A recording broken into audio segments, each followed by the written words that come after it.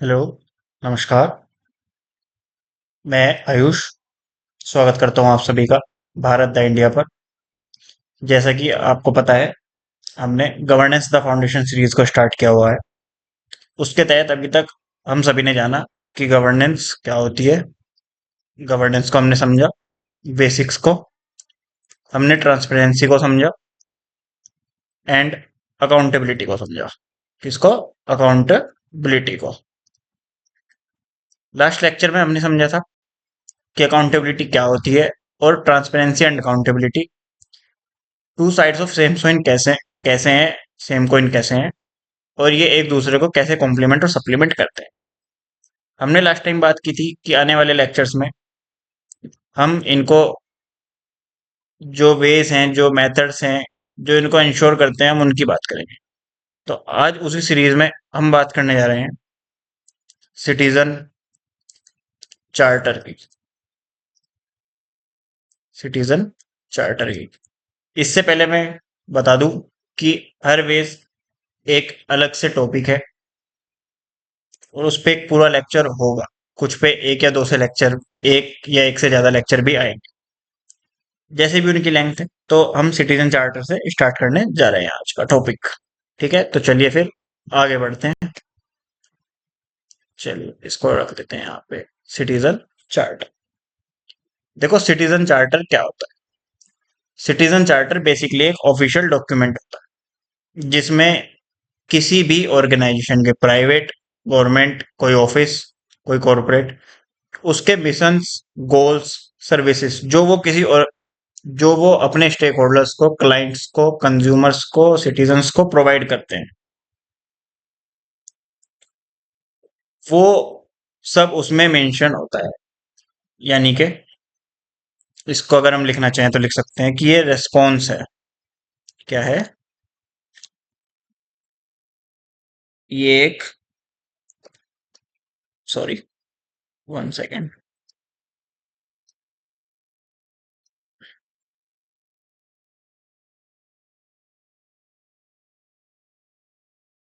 क्या है? रिस्पॉन्स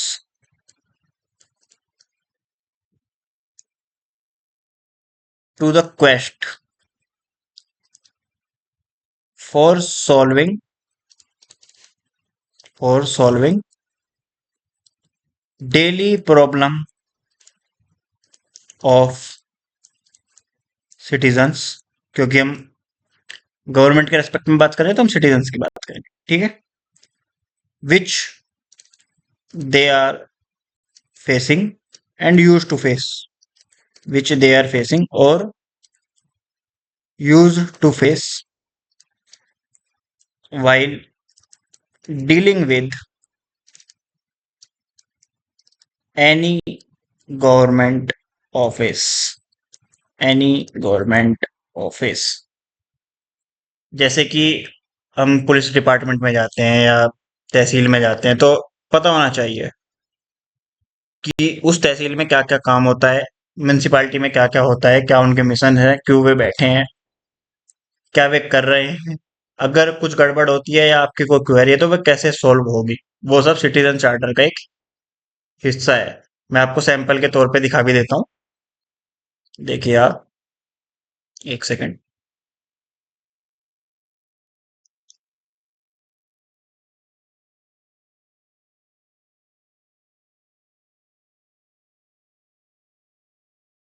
देखो, ये सिटीजन चार्टर है इनकम टैक्स डिपार्टमेंट का। किसका? इनकम टैक्स डिपार्टमेंट का। ये मैंने उन्हीं की साइट से डाउनलोड किया है। तो इसमें हमारे पास क्या क्या मेंशन है? विजन मेंशन है।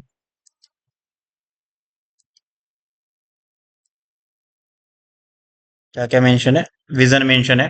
देखो क्या कर रहे हैं वो, नेशनल बिल्डिंग प्रोसेस में पार्टनर कर रहे हैं। किससे? प्रोग्रेसिव टैक्स पॉलिसी से, इफिशिएंट और इफेक्टिव एडमिनिस्ट्रेशन से। ठीक है, उसके बाद क्या मेंशन किया गया है? विजन हो गया। मिशन क्या है?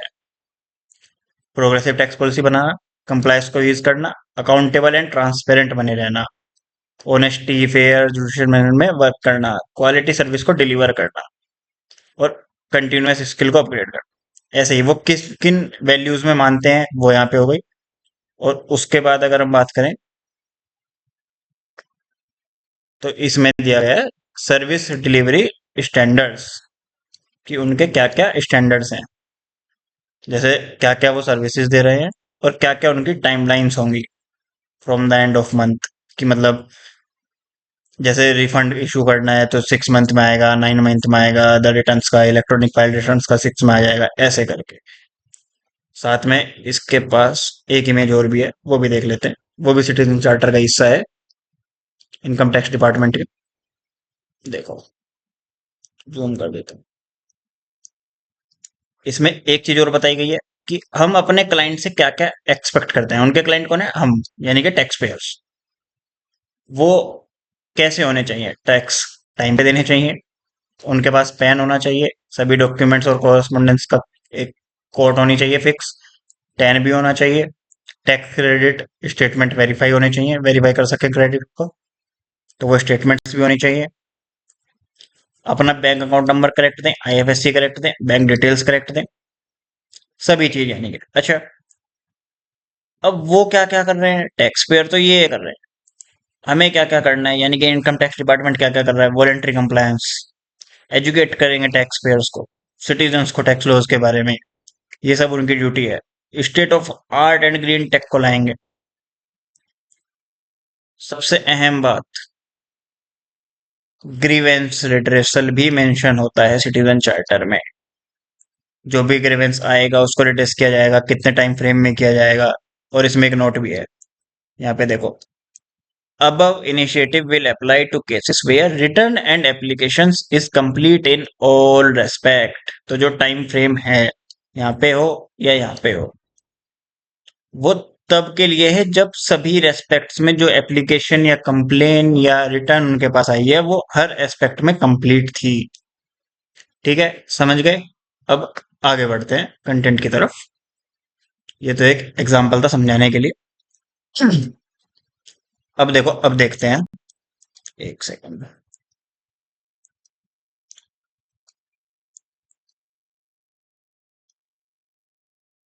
देखो भाई, ओरिजिन, ओरिजिन कैसे हुआ? 1991 में फर्स्ट टाइम इसकी बात उठी और इसको आर्टिकुलेट किया गया, डिजाइन किया गया फर्स्ट टाइम, और इम्प्लीमेंट भी हुआ है। इम्प्लीमेंट भी हुआ है ये फर्स्ट टाइम ही। कहां पर? कहां पर हुआ है? यूनाइटेड किंगडम में। उस टाइम पे वहां पे गवर्नमेंट किसकी थी? कंजर्वेटिव गवर्नमेंट थी, जॉन मेजर साहब की। ये वहां के पीएम हुआ करते थे। तो इसको कैसे लाया गया? एज ए नेशनल प्रोग्राम लाए थे। नेशनल प्रोग्राम, सिटीजन चार्टर को नेशनल प्रोग्राम के वे में लाया गया। क्यों लाया गया था? पर्पस तो रहा होगा ना कुछ। वाई? क्योंकि जो पब्लिक सर्विस डिलीवरी की क्वालिटी थी वो घट रही थी, उसमें इंप्रूवमेंट की जरूरत थी, ताकि वो इफेक्टिवली रेस्पॉन्ड कर सके नीड्स को, यूजर्स की विशेष को। उसके लिए लाया गया था। तो इसको हम कैसे लिखेंगे? Responsive public services while viewing while viewing lens of citizen eye, lens of citizen eye, इसीलिए लाया गया था। दूसरी लैंग्वेज में लिख देता हूं, continuous improvement of public service delivery, इसीलिए 1991 में लाया गया। रही होगी उनकी कुछ इंटरनल प्रॉब्लम्स, जिसकी वजह से लाए थे। चलो भाई, आगे बढ़ते हैं। अब हम प्रिंसिपल्स को जानेंगे।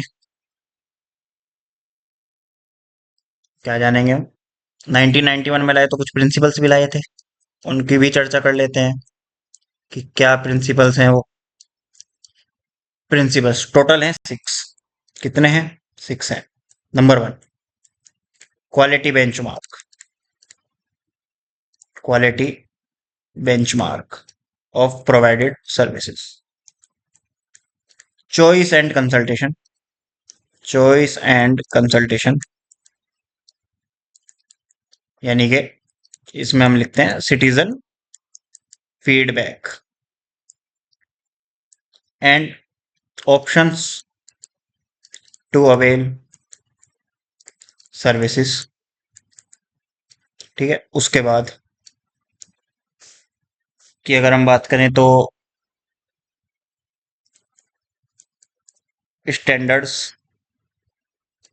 क्या स्टैंडर्ड्स, यानी कि what to expect, what to expect, how to act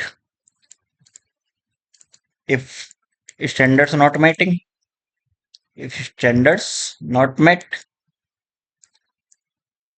timeline, time frame to meet the standards, to meet the standards और goals। ठीक है, number fourth, value to tax payers money, tax payers money, जितने भी government officials होते हैं उनकी salary आती है, कैसे आती है? टैक्स पेयर की मनी से आती है। टैक्स पेयर अगर टैक्स ना पे करे तो सैलरी भी नहीं आए। अकाउंटेबिलिटी होनी चाहिए, अकाउंटेबिलिटी। ये इसके प्रिंसिपल्स हैं, किसके? सिटीजन चार्टर्स के। वो बता रहा है कि इंडिविजुअल जो उसमें काम करते हैं and as a whole organisation भी अकाउंटेबल है। Number last, transparency. ये बार बार आएंगे, गवर्नेंस में ये आते हैं। ट्रांसपेरेंसी कैसा आएगी? रूल्स में हो, प्रोसीजर में हो, स्कीम्स में हो, और मोस्ट इंपोर्टेंट ग्रीवेंस रेड्रेसल में हो। किसमें हो? ग्रीवेंस रेड्रेसल में। देखो आगे बढ़ते हैं। ये तो हमने 6 प्रिंसिपल्स की बात करी। कौन कौन से हुए एक बार देख लेते हैं दोबारा। Quality benchmark, choice and consultation, standards, value to tax payers money, accountability, transparency.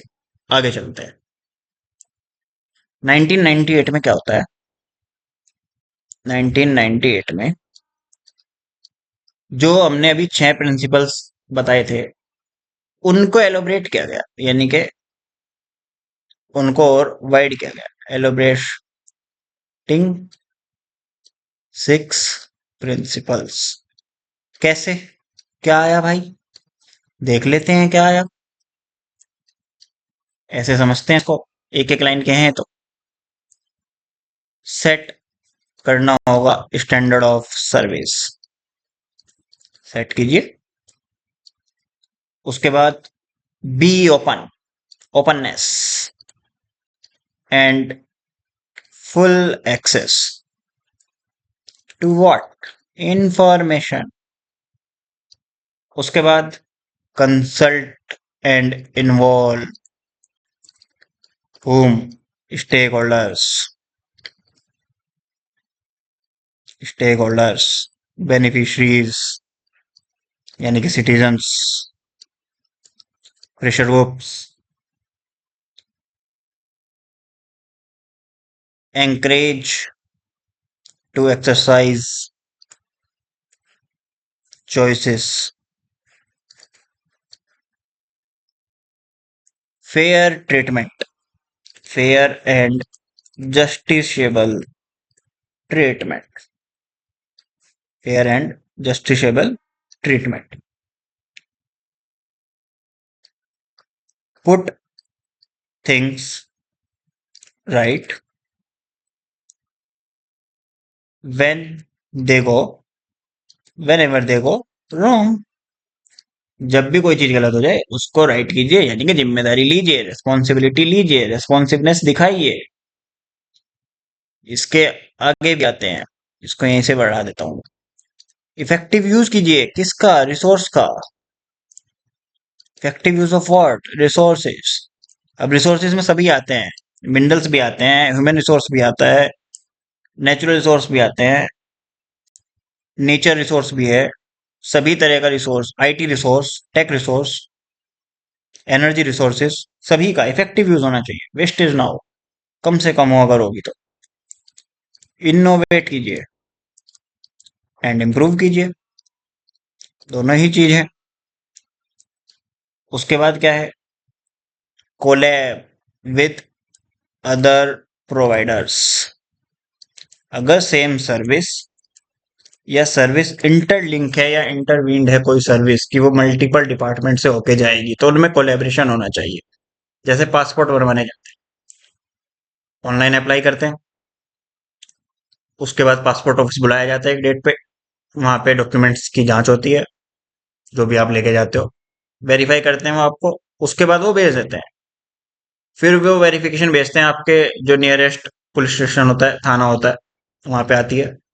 फिर वहां से कांस्टेबल आते हैं, वो आपको वेरीफाई करते हैं कि हाँ, ये सिटीजन है, इसने अप्लाई किया था पासपोर्ट, ये करंट एड्रेस पे या कोरस्पॉन्डिंग एड्रेस पे रहता है, यहाँ इतने टाइम से रहता है, ये इसका प्रूफ। वो वेरिफिकेशन को आगे भेजते हैं, तब जाके पासपोर्ट इशू होता है। तो इसमें दो डिपार्टमेंट जुड़े हुए हैं आपके, पुलिस का डिपार्टमेंट भी है और और पासपोर्ट डिपार्टमेंट भी है। तो इन दोनों में आपस में कोलैब सिंक होना चाहिए ताकि सिटीजन को नुकसान ना हो। समझे? ठीक है। अब देखो, 1991 में जब यूके ऐसा एक नया इनिशिएटिव लाया, लोगों को पता चला कि हाँ, कि सिटीजन चार्टर भी कुछ होता है, तो कुछ इम्पैक्ट हुआ होगा। वो इम्पैक्ट देखते हैं, समझना नहीं है, बस देखेंगे। Impact of 1991 and 1998। क्या हुआ इनका impact? Talk around world, talk, interest आया, वर्ल्ड को लगा कुछ नया आया अराउंड वर्ल्ड, वर्ल्ड गवर्नेंस में, गवर्नमेंट्स में, पॉलिटी में इंटरेस्ट जागा किया, ये क्या हुआ, ये तो कुछ नया है। सेवरल इनिशिएटिव्स आ गए, कंट्रीज ने लेने स्टार्ट किए इनिशिएटिव्स, यानी कि इसने कंट्रीज को भी इन्फ्लुएंस करा अपने उससे। तो देखो, हम बात करते हैं थोड़ी सी एक वैसे ही जनरल नॉलेज के लिए। ऑस्ट्रेलिया 1997 में सिटीजन चार्टर लेके आता है। बेल्जियम 1992 में। फ्रांस 1992 में। इंडिया भी लेके आता है। मोस्ट इंपोर्टेंट कब लाया? 1997 में। इसको भी समझेंगे, ये तो हमें मेन समझना है। मलेशिया, सिटीजन चार्टर को इसने बोला क्लाइंट चार्टर, सिटीजन बोला ही नहीं, 1993 में। अब क्या मिला इसकी बदौलत? पब्लिक सर्विस डिलीवरी को या सिटीजन चार्टर को एक फेस मिला। सिटीजन चार्टर को एक फेस मिला। किस बात का? Citizen charter got a new face of what? Of quality service, of quality service, quality service. कौन सी सर्विस? पब्लिक डिलीवरी, यानी कि यहीं पे लिख देते हैं quality public delivery, service of public delivery. ठीक है, ये उसको फेस मिला। किसको मिला? सिटीजन चार्टर को मिला। बहुत महत्व है इसका। आगे हम बात करेंगे इंडियन कॉन्टेक्स्ट की, बहुत जरूरी है समझना भी ध्यान से। इंडियन सिनेरियो की अगर मैं बात करना चाहूँ, देखो अब यहाँ से इंडियन सिनेरियो ही चलने वाला है। इंडियन सिनेरियो, ठीक है, इंडियन सिनेरियो ही चलेगा सिटीजन चार्टर का। देखो क्या हो रहा था ना, 1990s का जो एरा है, ये कह लो अप टू 1990s का जो एरा रहा है, अप टू 1990, 1990 मिड 1990 का जो एरा रहा है ना, उसमें पीक पर था क्या? लाइसेंस राज, पीक पर बिल्कुल। अनस्टेबल गवर्नमेंट हो रही थी, अनस्टेबल गवर्नमेंट थी, यानी कि कोएलिशन गवर्नमेंट चल रही थी हमारे यहाँ पे, कोएलिशन गवर्नमेंट चल रही थी। 1992 में मार्केट क्रैश आया सबसे बड़ा, मार्केट क्राइसिस हुआ, स्टॉक मार्केट क्रैश कर गई थी, सभी जानते हैं। इस पे एक फिल्म भी बनी है, सीरीज बनी है। रिलीजियस आउटरीच हो रहे थे, सबको पता है। बाबरी मस्जिद केस हुआ था उस दौरान, और भी हुए थे। 1985 में सिख राइट्स हुए थे, 1984-85 में। तो क्या होता है कि 1989 से एक लिबरलाइजेशन की बात हो रही थी, तो उसका भी एरा स्टार्ट होता है। वो पीक पे चल रहे हैं, licence Raj, unstable government, market crisis, religious outrages, लेकिन सॉरी लिबरलाइजेशन एरा भी आ रहा है। तो उससे क्या हुआ, इकोनॉमिक ग्रोथ, जो 1992 का क्राइसिस आया था, उसको हम संभाल गए, शॉक को एब्जॉर्ब कर गए। हमने 1992 से 1997 के दौरान ग्रोथ करना स्टार्ट कर दिया था इस क्राइसिस के बाद।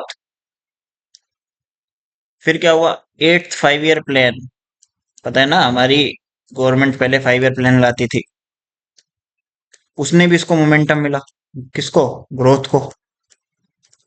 उसमें जो रिफॉर्म्स थे, उस दौरान क्या हो रहा था, सिग्निफिकेंट लिटरेसी रेट भी बढ़ रही थी, लिटरेसी रेट भी इंक्रीज हुआ। कितना हुआ? 52% से 64% कब बढ़ाई है? 1992 2001 के बीच में। यानी कि इसका मीनिंग क्या हुआ, आर्टिकुलेटेड हो गया सिटीजन्स, अंडरस्टैंडिंग पावर सिटीजन्स की बढ़ गई, समझने लगे अब वो चाहने लगे कि एडमिनिस्ट्रेशन रेस्पॉन्ड करे, कैसे कराया जाए। अभी तो इतने आज प्रेशर ग्रुप्स बने हुए हैं, और वो पार्टिसिपेट भी करना चाहते थे, also to participate in it, in it. ठीक है।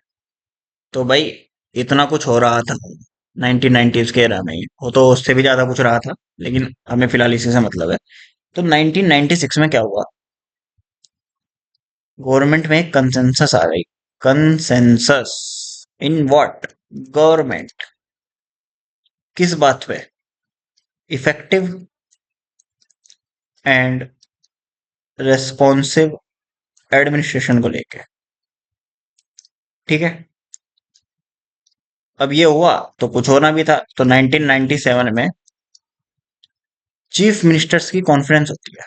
चीफ मिनिस्टर्स कॉन्फ्रेंस, देश के चीफ मिनिस्टर्स आते हैं, सभी स्टेट्स के। वहां से एक एक्शन प्लान बनाया जाता है। ये क्या बना दिया? एक्शन प्लान बना दिया उन्होंने। किस लिए भाई? इफेक्टिव है, रेस्पॉन्सिव एडमिनिस्ट्रेशन के लिए अडॉप्ट कर लिया गया। मैं लिखना ही रहा हूँ, याद रखना। एक्शन प्लान अडॉप्ट कर लिया जाता है। अब देखो भाई, ये हुआ तो इसका कुछ रिएक्शन तो आना था।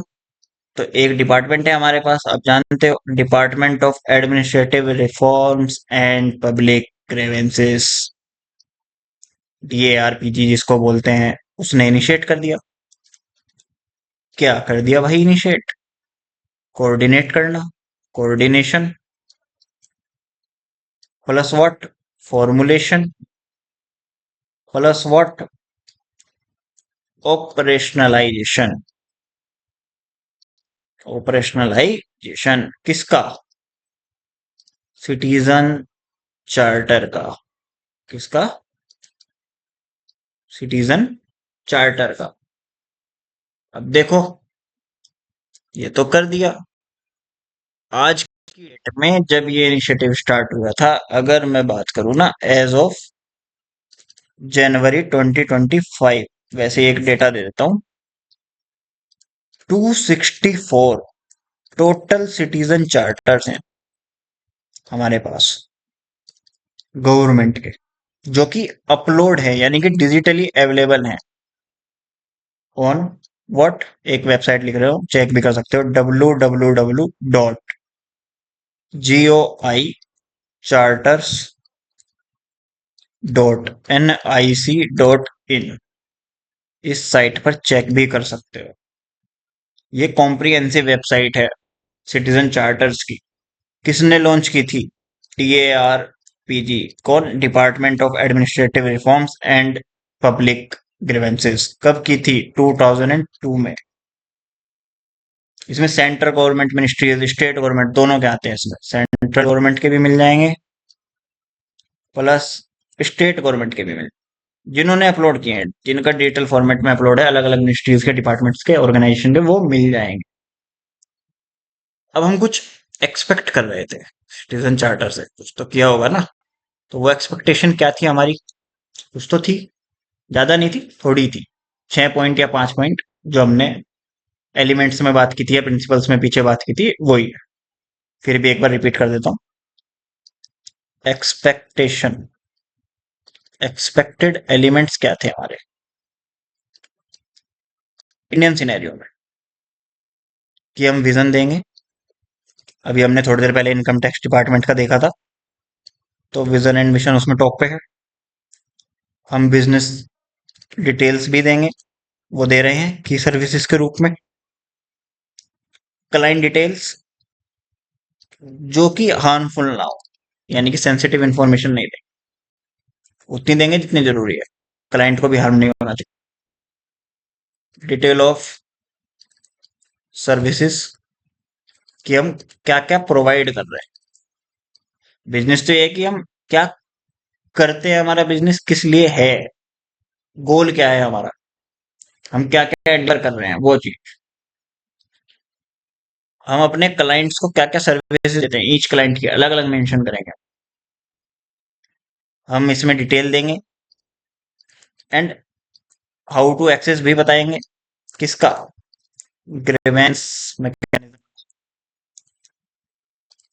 और उसके बाद हम कुछ क्लाइंट से एक्सपेक्टेशन भी रखेंगे। एक्सपेक्टेशन फ्रॉम क्लाइंट, उसकी भी तो कुछ जिम्मेदारी है। क्या है? ओब्लिगेशंस बोल देते हैं बेसिकली। वो तो हर इंस्टीट्यूट पर, हर ऑर्गेनाइजेशन के अलग अलग होते हैं। ओब्लिगेशन ऑफ यूजर्स, जैसे अभी हमने टैक्स डिपार्टमेंट की देखी थी कि टाइम पर टैक्स भरो, भरना चाहिए। ठीक है। तो इन सभी चीजों से, जितनी अभी हमने देखी, एलिमेंट्स देखे, इवोल्यूशन देख लिया, ओरिजिन देखा, 1990s में 1996 में क्या हो रहा था वो देखा। तो अगर हम समझे तो सिटीजन चार्टर की एक सिंपल भाषा में डेफिनेशन, या सिटीजन चार्टर को अगर किसी को समझाना है तो कैसे समझा सकते हैं कि क्या बना ये, क्या बना? एक्सप्रेशन है एक, भाई किस बात का? अंडरस्टैंडिंग का। अब अंडरस्टैंडिंग है तो किन्हीं दो लोगों के बीच में होगी, उनसे ज्यादा बीच में होगी, between citizens and service providers. And service providers यानी कि गवर्नमेंट एंड इट्स मशीनरी। किस टर्म में अंडरस्टैंडिंग होनी चाहिए भाई? कोई सेंस तो हो, क्वांटिटी में भी हो एंड क्वालिटी में भी हो, कि भाई इस क्वालिटी में देंगे और इस क्वांटिटी में देंगे। ठीक है, दोनों में होना चाहिए। बहुत लिख देता हूं, कंफ्यूजन नहीं रहेगा। एक चीज और है, अगर समझना चाहोगे तो, अगर किसी ने सिटीजन चार्टर को फुलफिल नहीं किया है तो उसके खिलाफ लीगल एक्शन नहीं हो सकता है, क्योंकि वो ड्यूटीज में कभी कभी लैक कर जाते, तो उसके खिलाफ लीगल एक्शन नहीं ले सकते कि ये तो सिटीजन चार्टर में लिखा था। नहीं, ऐसा नहीं होता है। तो ये एक रिटर्न होती है पहली चीज, और वॉलेंट्री है, कंपलसरी नहीं है। बट हाँ ये है, कौन दे रहा है? सर्विस प्रोवाइडर दे रहा है। सर्विस प्रोवाइडर दे रहा है। किसके बारे में है? स्टैंडर्ड्स हैं, प्रोसीजर्स है, और क्या होगा? रूल्स होंगे, चॉइस होगी, मिशन होगा,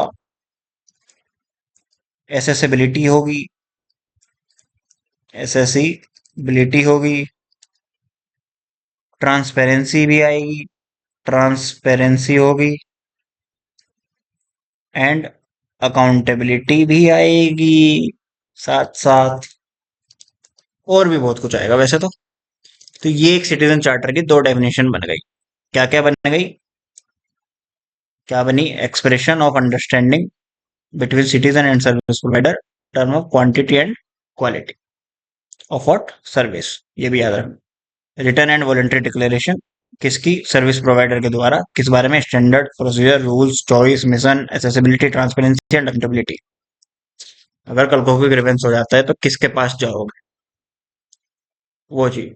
अब क्यों है ये, क्यों, वाई, रैशनल बिहाइंड क्या है, क्या कर रहा है आज के डेट में सिटीजन चार्टर, अगर ये लीगली वैलिड नहीं है तो इसका रैशनल क्या है, क्यों है ये, rational behind what citizen charter. अगर हम किसी चीज को बोल रहे हैं ये लीगली वैलिड नहीं, मतलब आप लीगली इसको वो नहीं कर सकते, क्लेम नहीं कर सकते या केस नहीं कर सकते, इस पे लीगली ऑब्जेक्ट नहीं कर सकते, तो ये क्यों है, तो इसके कुछ कारण है, इसको बता देता हूं। Right sense of duty, duty inculcate करना, किस में, among public officials, public officials, किस मैटर में, in spending public money, tax payers money, to meet expectations of citizens.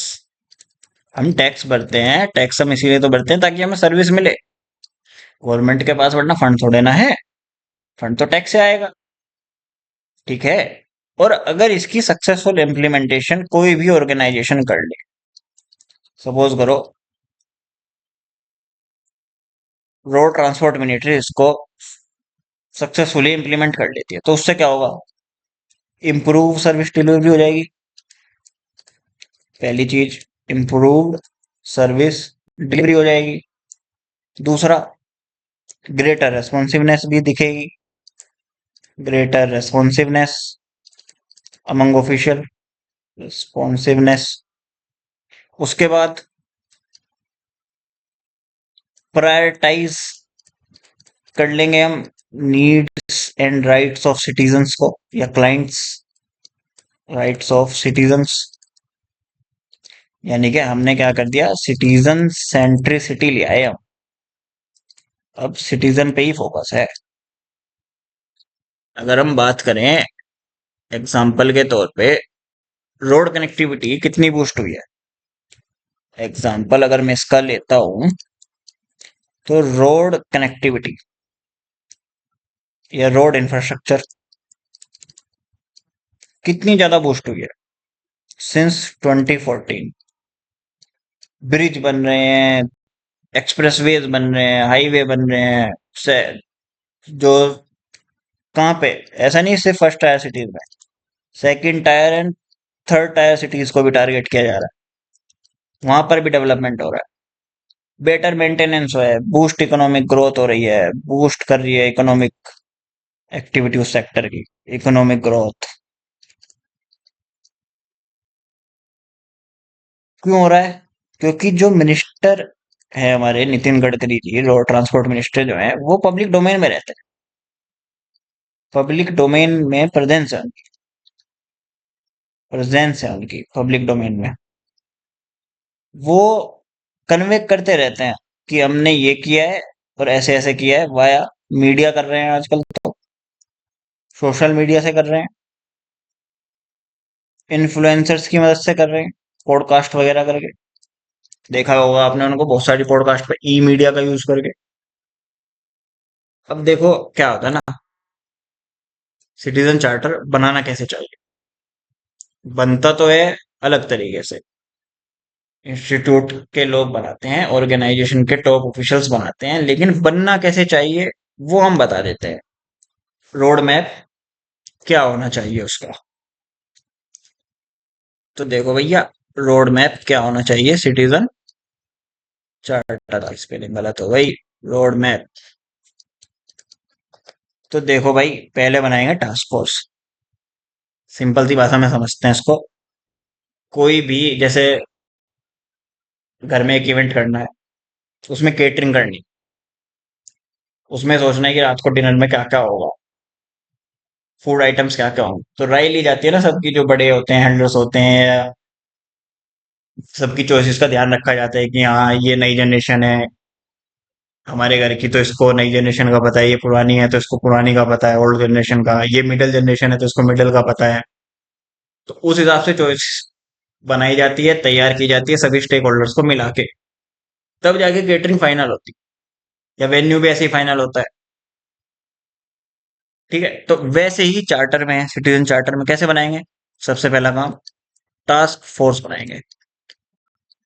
Task force बनाएंगे, अब उसमें कौन कौन होगा? देखो, 1 और 2 टॉप मैनेजमेंट होनी चाहिए उस कंपनी की, जैसे हाउस होल्ड की होती है, ज्यादातर लोगों के पापा या दादाजी होते हैं। 2 to 3 मिडल मैनेजमेंट होनी चाहिए, वो भी जरूरी है। उसके बाद कटिंग एज स्टाफ, जो बिल्कुल प्रीमियर स्टाफ है, लगातार जुड़ा हुआ है उस गतिविधि से। ठीक है, उसके बाद सिटीजन होने चाहिए वहां पे, क्लाइंट भी होने चाहिए, उनके रिप्रेजेंटेटिव बेसिकली। वो प्रेशर ग्रुप से भी आ सकते हैं, जैसे एनजीओ से आ सकते हैं, पीयर ग्रुप से आ सकते हैं, प्रेशर ग्रुप से आ सकते हैं, कंज्यूमर ग्रुप से आ सकते हैं, एटसेट्रा, सिविल सोसाइटी से आ सकते हैं, उस टाइप से। ठीक है, टास्क फोर्स बन गई भाई। अब टास्क फोर्स क्या करेगी? टास्क फोर्स का एक काम है, स्टेक होल्डर्स को वो आइडेंटिफाई करेगी। क्या करना है भाई? आइडेंटिफाई करना है। किसको? स्टेक होल्डर्स को, एंड सर्विसेज को, जो कि वो देंगे। उसके बाद तीसरे नंबर पे, कंसल्ट विद क्लाइंट, जो हमने स्टेक होल्डर्स ढूंढे, आइडेंटिफाई किए हैं कि ये हमारे स्टेक होल्डर्स हैं, उनके साथ कंसल्ट करें, स्टाफ के साथ, उनके रिप्रेजेंटेटिव के साथ, and with their representative plus staff जो उसको इम्प्लीमेंट करेगा, उसके साथ भी। चलो भाई, कंसल्ट करा, आइडेंटिफाई करा, कंसल्ट करा कि क्या क्या होना चाहिए भाई, ऐसे ऐसे ये होगा, सजेशन करो। सजेशन होने के बाद एक ड्राफ्ट चार्टर बनेगा, बन गया भाई, ड्राफ्ट बन के तैयार हो गया। अब ड्राफ्ट चार्टर बना, तो इसको सर्कुलेट कर दीजिए, circulate to public, client, stakeholders, basically stakeholders में इसको सर्कुलेट कर दिया। अब सर्कुलेट करा तो उनकी रिकमेंडेशन आएंगी, तो मॉडिफाई एज पर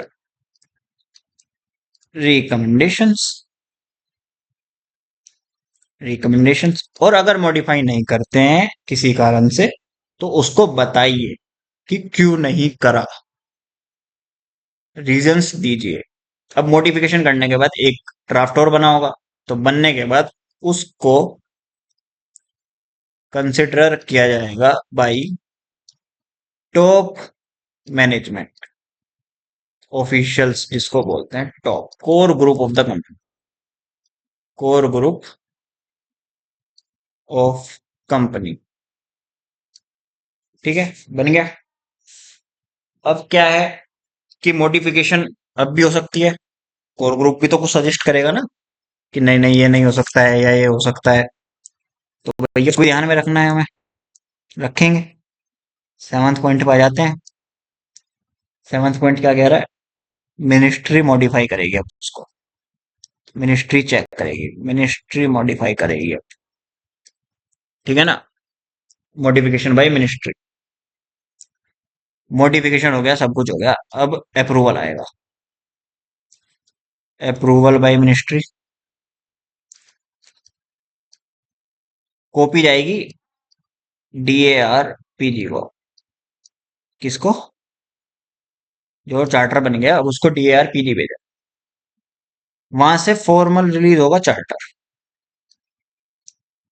फॉर्मल रिलीज ऑफ चार्टर,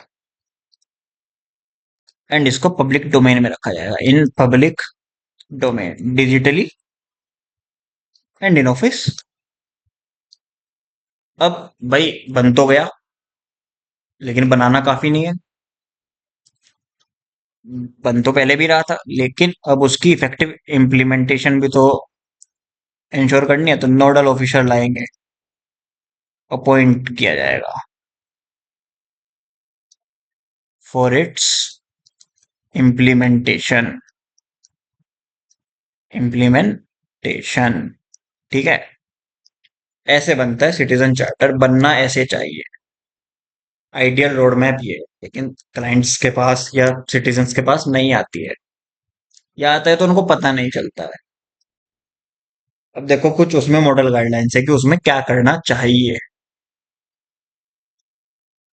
ठीक है। ज्यादा नहीं बचा है, थोड़ा लेक्चर हो सकता है लंबा हो रहा हो, लेकिन थोड़ा ही रह गया है तो। अब इसमें दो तीन ही बार डिस्कस करनी है हमें, तो थोड़ा आगे चलते हैं। अब देखो भाई, बात करते हैं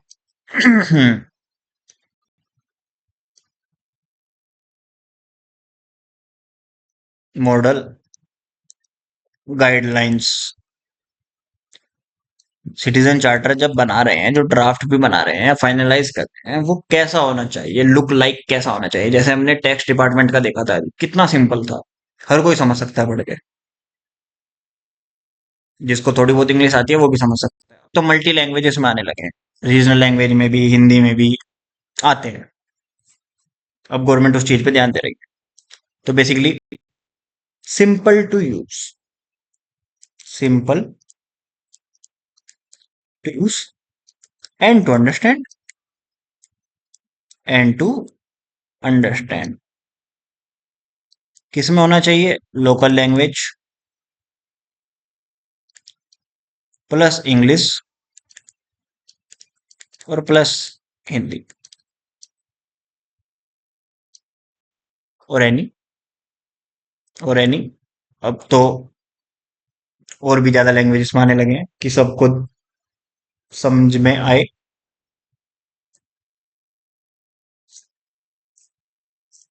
ठीक है। अच्छा, ट्रेनिंग भी देंगे, देनी चाहिए। ट्रेनिंग एंड इंटरेक्शन होनी चाहिए अमंग इम्प्लीमेंटेशन, इम्प्लीमेंटिंग एजेंसी, ताकि वो रेस्पॉन्सिव बने रहे टाइम टाइम पे। रेस्पॉन्सिव क्लाइमेट होना चाहिए, इससे क्या होगा? रेस्पॉन्सिव क्लाइमेट आएगा, ठीक है। वैसे तो कहते हैं जो सर्विसेज दे रहे हैं, services to be provided must be at top of charter. कहाँ पे होनी चाहिए? टॉप पे होनी चाहिए। सबसे पहले सर्विस डाल, along with, along with organisation aim. ऐसा भी नहीं एम से पहले डाल दो या ऑब्जेक्टिव से पहले डाल दो, साथ में डालो। देखा ना हमने इनकम टैक्स डिपार्टमेंट में, विजन था, मिशन था, फिर सर्विसेज थी, उसके बाद एक्सपेक्टेशन, और लास्ट में ग्रीवेंस। समझ रहे हो ना? हाँ। और जो सर्विस हम प्रोवाइड कर रहे हैं ना, वो क्लियरली मेंशन होनी चाहिए।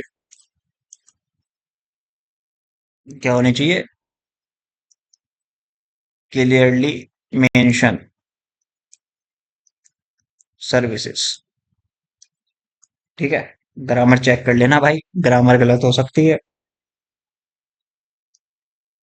स्टैंडर्ड्स, रूल्स, रेमेडीज, यानी कि वही ग्रेवेंस, ठीक है ना। आगे बढ़ते हैं।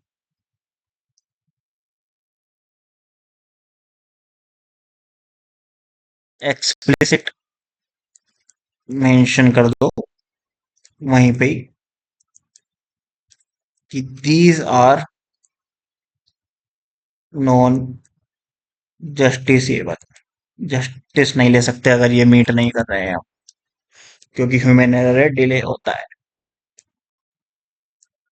स्ट्रक्चर ऑफ फीडबैक, जैसे रेस्टोरेंट में भी जाते हैं डिनर करने या पार्टी करने, तो बाद में आता है ना कि फीडबैक फॉर्म भर दीजिए सर। वैसा इसमें भी होना चाहिए कि किसी ऑफिस में गए, वहां पे कुछ काम कराया, वहां पे भी एक फीडबैक होना चाहिए। एंड परफॉर्मेंस ऑडिट भी होनी, उससे परफॉर्मेंस ऑडिट भी होगी, उसमें मदद मिलेगी। ठीक है, आगे बढ़ते हैं। भाई चार्टर तो बनाया, लेकिन उसका रिव्यू भी तो जरूरी है ना, timely. Charter review timely, time frame दिया जाता है अप्रोक्स 6 मंथ्स का। 6 मंथ्स एटलीस्ट, कम से कम। होता नहीं है वैसे, बताया गया है मॉडल गाइडलाइंस में। बहुत चार्टर ऐसे हैं जो बहुत पुराने। इनकम टैक्स का जो भी आपको चार्टर दिखाया वो 2014 का था, और वेबसाइट से अभी डाउनलोड किया है कुछ देर पहले, ताकि आपको दिखा सकूं कि लुक लाइक कैसा होता है।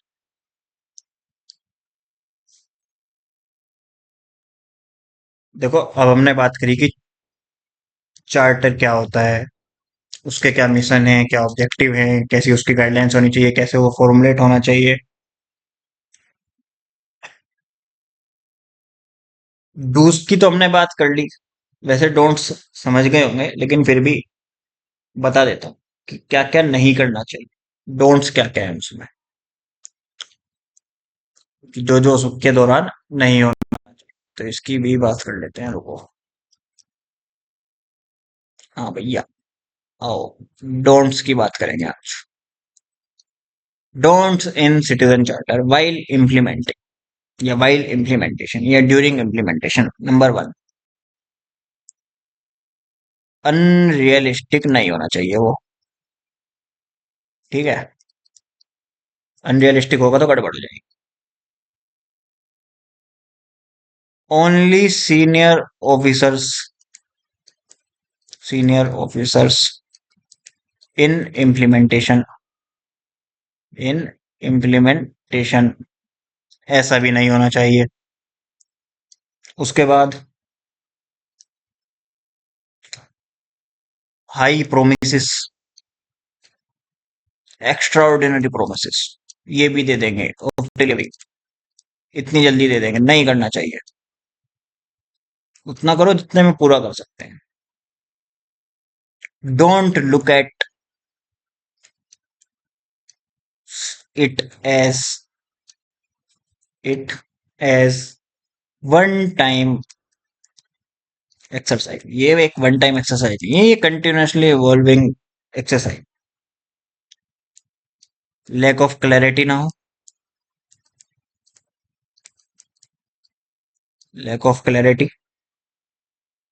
And of essential information, lacking नहीं करनी चाहिए ये चीज। ठीक है, डिफिकल्ट लैंग्वेज, अब तो हम मल्टी लैंग्वेज में जा रहे हैं। वो सिटीजन चार्टर्स ऐसे हैं जो मॉडिफाई हो रहे हैं और मल्टी लैंग्वेजेस में आ रहे हैं। ठीक है, पुअर डिजाइनिंग ना हो, जैसे हमने देखा इनकम टैक्स डिपार्टमेंट का, कितने अच्छे से समझाई हुई चीजें, बिल्कुल क्रिस्प मैनर। ठीक है ना, और ब्लाइंडली कंटिन्यूएशन नहीं होनी चाहिए। Not blindly continuation, continuation. ठीक है, ये हो गए डोंट्स। एक्सपेक्टेशन की तो हमने बात कर ली भाई, कि कैसे कैसे होना चाहिए। लेकिन एक, वैसे तो सेम ही चीज है, लेकिन कुछ वर्ड और लिख सकते हो, बता देता हूँ। Expectation of citizens, citizen charter से क्या क्या है। रिलायबल हो, ताकि उसको पट समझ में आए। रेस्पॉन्सिव भी हो, क्रेडिबल हो, कहीं तो उसकी क्रेडिबिलिटी हो ना। एम्पैथी रखता हो सिटीजन्स की तरफ, उनकी नीड्स की तरफ। और कर्टेसी एंड केयर, यानी कि विलिंगनेस दिखनी चाहिए सर्व की, विलिंगनेस टू सर्व, ये प्राइमरी है। एम्पैथी हो गई, attention to customer needs. Responsive यानी कि टाइमली सर्विस, टाइमली सर्विस, ऐसा नहीं कि पेंडिंग काम छोड़ दिया, नहीं। कंसिस्टेंट परफॉर्मेंस, और ऐसा भी नहीं कि 2 दिन काम कर रहे हो 4 दिन नहीं कर रहे हो, तो वो भी गलत है। देखो हमने बात तो की है क्या करना चाहिए, मॉडल गाइडलाइंस क्या होनी चाहिए, हम सिटीजन चार्टर को सक्सेस कैसे बना सकते हैं और गवर्नेंस में यूजफुल कैसे बना सकते हैं, ये इस लेक्चर का लास्ट टॉपिक भी है। How to make it a success, how to make it a success and useful to modern governance और गुड गवर्नेंस। ठीक है, ये एक छोटा सा और लास्ट टॉपिक। नंबर 1, पब्लिसिटी कीजिए चार्टर की, पब्लिसिटी ऑफ चार्टर, जो सिटीजन्स को नीड आएगी, जैसे तहसील का चार्टर होता है, पुलिस डिपार्टमेंट का चार्टर होता है, म्यूनिसिपालिटी का चार्टर होता है, यहाँ पे सिटीजन्स जाते हैं सर्विसेज को अवेल करने, रोड ट्रांसपोर्ट उसमें जाते हैं, आरटीओ ऑफिस में जाते हैं, पोस्ट ऑफिस जाते हैं, तो इन सभी के चार्टर्स की पब्लिसिटी होनी चाहिए पब्लिक डोमेन के अंदर, वाइड पब्लिसिटी जिसको बोलते हैं। वो अवेयरनेस कैंपेन से हो, वो पॉडकास्ट के जरिए हो, वो इन्फ्लुएंसर्स के जरिए हो, वो चॉइस है। मीडिया, मीडिया के जरिए भी होनी चाहिए। एसेसिबिलिटी होनी चाहिए, क्या होनी चाहिए, एसेसिबिलिटी, वो भी इजी, इन पब्लिक डोमेन, इन पब्लिक डोमेन, डिजिटली, क्या बोल रहे हैं हम, डिजिटली एंड पेपर फॉर्म, दोनों में हो, एंड आएगा। ठीक है, digitally and paper form. Training programme की हम बात कर ही रहे हैं, ताकि हम इम्प्लीमेंटिंग वर्कफोर्स को अलाइन कर सकें चार्टर की कमिटमेंट के साथ, यानी कि workshop regularly for nodal officers, for nodal officers. उसके बाद इंटीग्रेटेड परफॉर्मेंस मॉनिटरिंग सिस्टम, क्या होना चाहिए, इंटीग्रेटेड परफॉर्मेंस मॉनिटरिंग सिस्टम। इससे क्या होगा भाई, इससे क्या होगा, जो पब्लिक ऑफिशियल्स है उनका असेसमेंट जो हुआ है वो डेटा पब्लिक हो, यानी कि assessment of organisation public officials must be in public domain, इससे वो करप्शन करने से भी बचे। वो मीडिया के माध्यम से भी हो सकता है, और ई मीडिया से कर लो, वेबसाइट से कर लो, बट प्रचार होना चाहिए उस चीज का।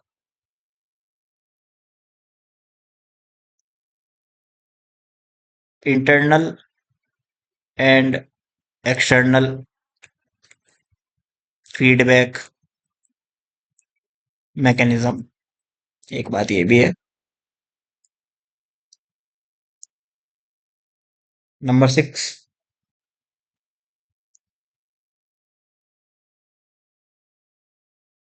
एक डेटाबेस तैयार कीजिए, database of grievance redressal, grievance redressal, उसमें क्या होगा, डेटाबेस में कुछ होगा भी, एक्नॉलेज करेंगे कंप्लेंट्स को। ठीक है। उसके साथ साथ रिकॉर्ड कीपिंग होगी, रिकॉर्ड्स कीपिंग होगी उसमें। उसके साथ साथ